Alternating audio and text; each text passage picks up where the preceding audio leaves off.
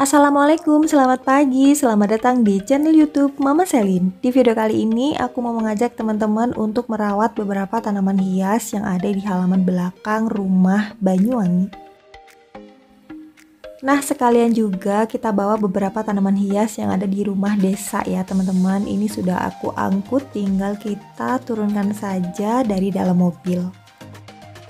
Pertama aku turunin 2 pot bunga anggrek teman-teman. Jadi ini adalah request dari beberapa sahabat Mama Selin yang minta aku buat menanam bunga anggrek. Jadinya aku bawa aja ke belakang rumah Banyuwangi supaya nanti di situ tuh bermunculan bunga-bunga cantik gitu ya. Dan kemudian aku juga bawa beberapa pot tanaman hias yaitu bunga krokot. Ini juga salah satu tanaman hias berbunga favorit aku yang membuat sebuah taman itu rame gitu ya, kemeruyuk warna-warni bunga yang sangat cantik juga.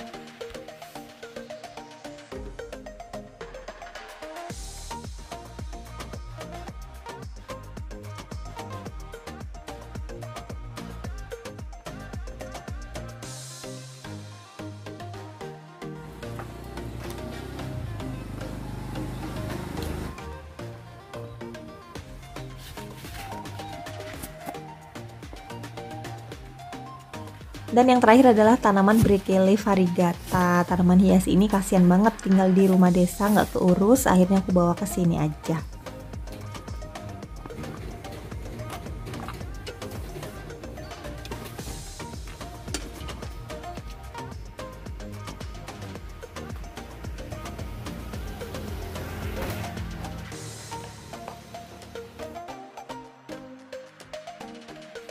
Setelah kita turunkan semua tanaman yang aku bawa dari rumah desa, lanjut kita merawat tanaman hias yang ada di belakang rumah Banyuwangi.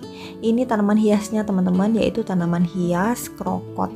Untuk tanaman hias krokot ini ada 2 jenis. Yang pertama adalah jenis yang daunnya tuh lebar, dan yang kedua jenis daunnya tuh daun jarum. Tanaman hias krokot aku ini awalnya aku taruh di tembok gitu ya, tembok pagar pembatas antara rumah aku sama rumah tetangga. Tapi ternyata tanaman hias ini tuh diserang hama kutu putih, hama kutu hitam, kemudian diserang juga semut teman-teman. Jadi banyak banget semutnya, sehingga pertumbuhannya tuh kurang bagus, terlihat kurus, kemudian daunnya tuh nggak seger, bunganya juga nggak banyak. Padahal tanaman hias ini juga dipupuk dengan pupuk NPK setiap 2 minggu sekali.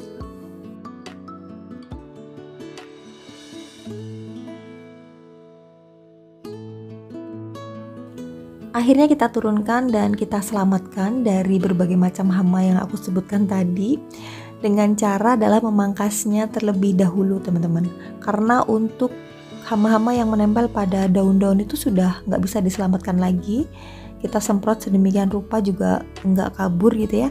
Akhirnya kita gundul, kita pangkas total supaya bisa merawatnya itu dengan maksimal.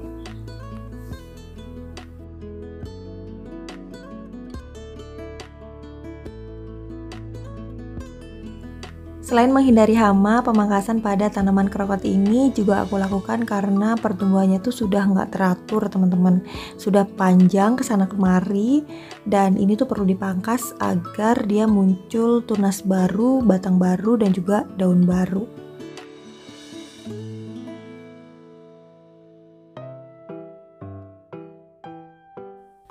Nah, nanti untuk batang yang dipangkas itu bisa ditanam kembali teman-teman.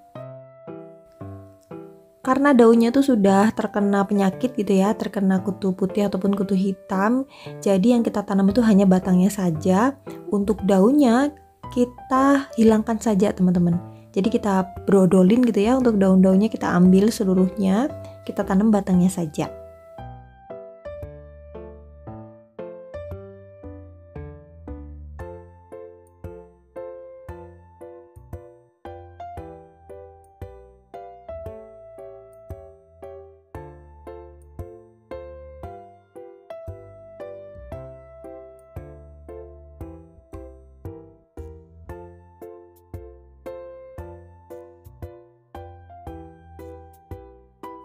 Untuk tanaman krokot yang berdaun jarum ini sebenarnya tidak begitu terserang hama ya teman-teman, tapi karena dia sudah mulai panjang, sekalian aja kita potong. Kalau pemotongannya atau pemangkasannya itu serentak, nanti pada saat muncul bunganya tuh juga serentak teman-teman.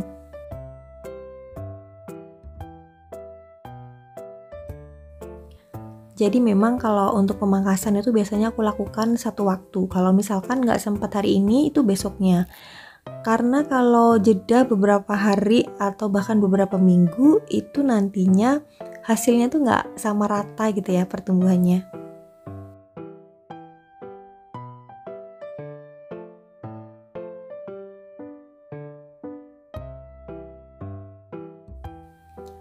Dan ini adalah pot terakhir kita pangkas. Ini dalam satu pot ada beberapa warna teman-teman, ada warna peach, kemudian magenta, putih, dan juga kunyit.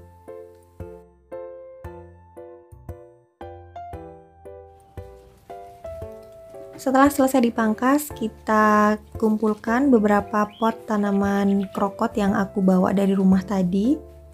Kita taruh di tengah sini.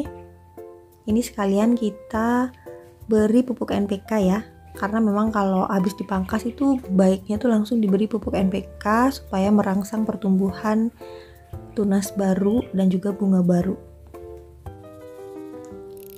Untuk NPK kali ini cuma disembur aja di bagian pinggir dari pot. Biasanya aku cairkan, tapi karena tanaman hias ini akan ditreatment, diberi obat insektisida, jadi untuk pemupukannya ditabur aja. Sebaiknya memang dipisah atau jeda waktunya itu, misalkan pagi kita beri pupuk NPK, kemudian sorenya baru kita semprot dengan obat insektisida. Tapi karena kita tidak bisa berlama-lama tinggal di rumah ini, akhirnya kita lakukan dalam satu waktu. Setelah diberi pupuk NPK, langsung kita siram. Untuk menyiramnya juga jangan terlalu ngepure gitu ya. Jadi kita siramnya tuh pada bagian pinggir aja supaya daun-daunnya itu tidak basah. Penyiraman ini dilakukan agar pupuk NPK-nya larut ya teman-teman, karena tadi pemberian pupuk NPK-nya itu dengan cara ditabur.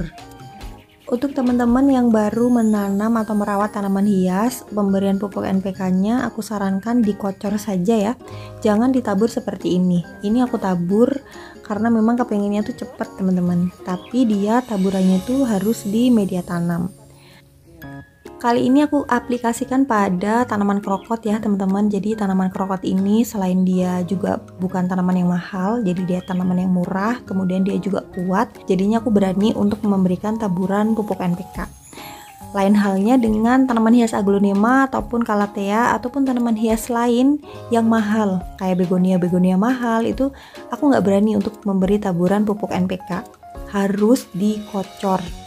Karena kalaupun kita tabur di media tanamnya, takutnya nanti dia tuh gelontor, kena batangnya, yang bisa mengakibatkan batangnya ini bisa kepanasan gitu ya, bisa busuk, dan akhirnya tuh mati.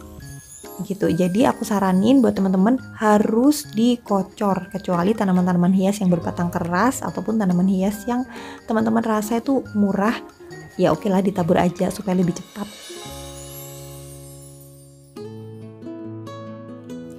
Selanjutnya adalah pengendalian hama. Untuk pengendalian hama kutu putih ataupun hama kutu hitam, di sini aku menggunakan Rizotin. Kita tuangkan 1 sendok makan larutan Rizotin ke dalam 2 liter air.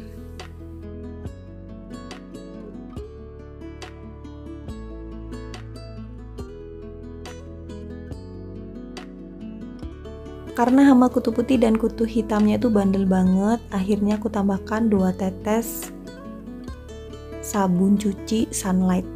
Sebenarnya aku rekomendasikan pakai Mama Lemon ya, karena yang paling cespleng itu Mama Lemon, cuman karena adanya Sunlight ya udahlah.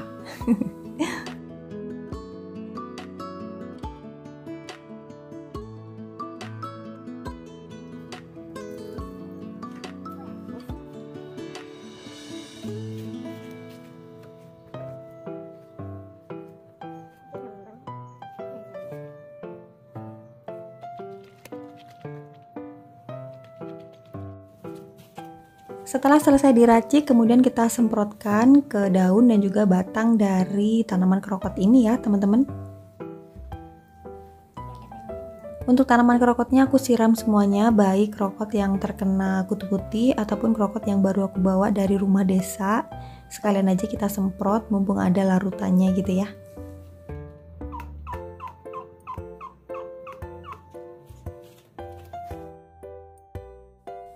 Oke teman-teman, itu tadi kegiatanku kali ini, yaitu merawat tanaman hias krokot yang terkena serangan kutu putih, kutu hitam, dan juga semut.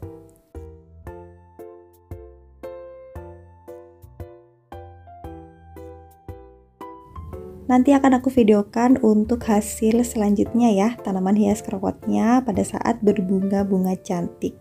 Terima kasih banyak sudah menemani, dan kalau misalkan teman-teman suka dengan video aku yang satu ini, mohon dukungannya ya, dengan cara like, share, dan subscribe. Sampai ketemu lagi ya, bye-bye!